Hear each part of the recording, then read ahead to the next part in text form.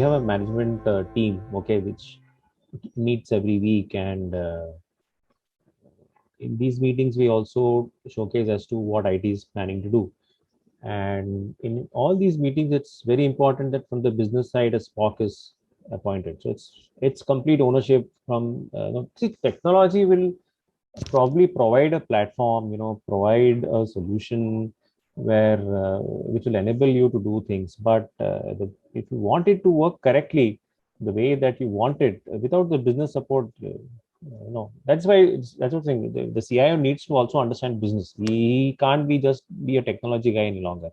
It's very necessary that he understands as to why this solution is being built, or how it's going to give value addition to the end user at the other end. But to make it run without the business user, so it's very necessary that the HODs are part of, or whomsoever the SPOC for that particular project is very much part of the entire solutioning. So you don't start anything till he signed off on that particular project. It's has to be a commitment from both the ends. Else, the ownership will never be there. That's the experience across, where if you don't have someone from the business handholding or driving it down, things don't really work.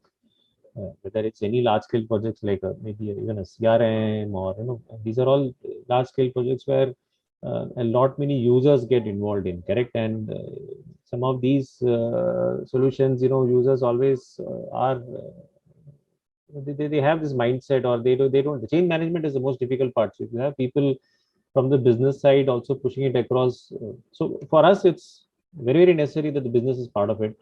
In fact, all our recent meetings, even with the board, we have been saying that, hey, you tell us to do all of these, but let us be clear that without the business participating completely and wholeheartedly, these things will not work.